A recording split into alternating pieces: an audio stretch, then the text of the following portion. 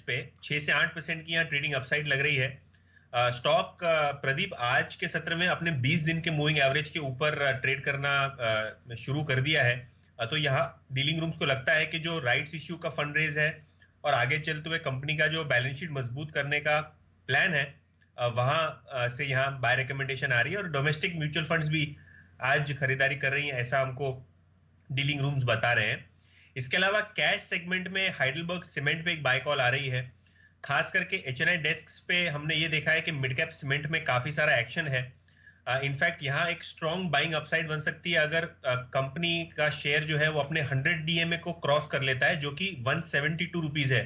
तो 172 के रुपए के ऊपर अगर ये स्टॉक ट्रेड करना शुरू कर देता है तो यहाँ बहुत अच्छा टेक्निकल सेटअप ब्रेकआउट का हो सकता है। और आज के अगर आप वॉल्यूम देखें प्रदीप, तो 3 गुना ज्यादा है एक महीने के एवरेज से।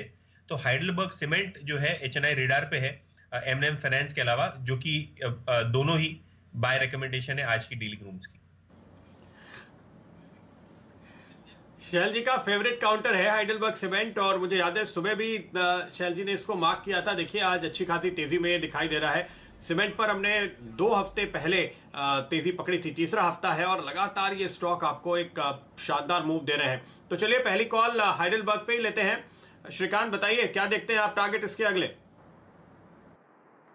इनफैक्ट प्रदीप जी, हम पिछले मंगलवार को जब ये शो कर रहे थे तब काफ़ी सारे स्टेमेंट स्टॉक्स में हमने बात की थी, और इसमें से एक स्टॉक आपने हाइडलबर्ग के बारे में भी शायद मुझे पूछा ही था, या शैल जी ने पूछा था, लेकिन तब इसकी प्राइस थी 155 के करीब की।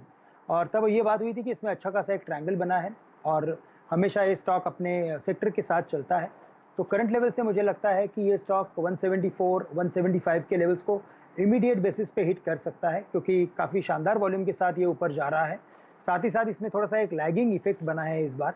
तो मुझे लगता है कि आने वाले दिनों में अगर ओवरऑल सीमेंट स्पेस में अगर मंदी भी रहेगी, अगर शायद उसमें बिकवाली भी रहेगी, तो भी स्टॉक ये मुझे लगता है कि आउट परफॉर्म करते करते धीरे धीरे 185 के लेवल्स को छू सकता है।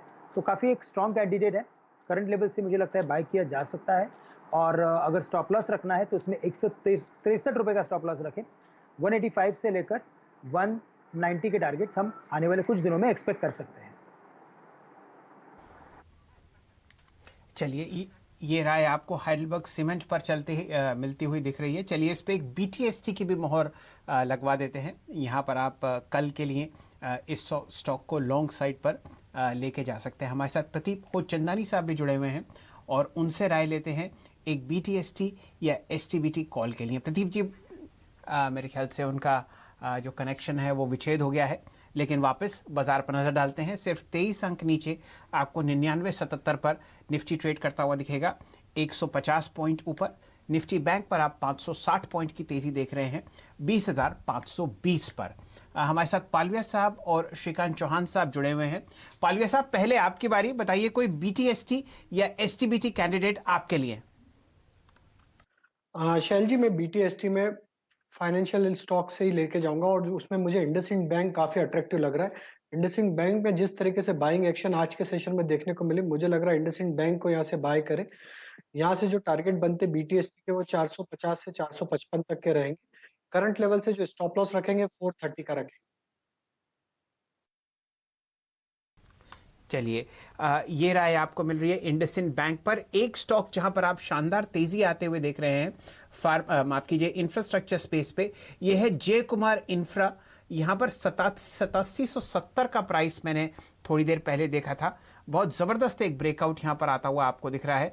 एक राय आपसे लेंगे श्रीकांत चौहान साहब, JKIL स्टॉक पर ध्यान दीजिए। यहां पर आपने जो मूवमेंट देखा है वो 8844 के आसपास आता हुआ दिख रहा है, और अब ये 2 महीने की हाई पर आता हुआ, और यहां पर आपने 50 EMA को बहुत शानदार तरीके से तोड़ते हुए देखा। अब 90 रुपए का प्राइस आपके सामने, जय कुमार इंफ्रा।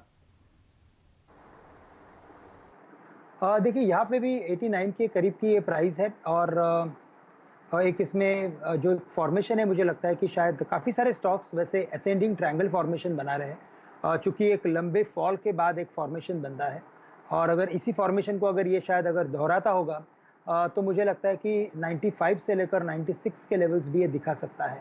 तो करंट लेवल शायद 10% का सर्किट हो या शायद 20% के सर्किट हो, बट ये स्टॉक यकीनन 95 या 96 के लेवल्स को छू सकता है।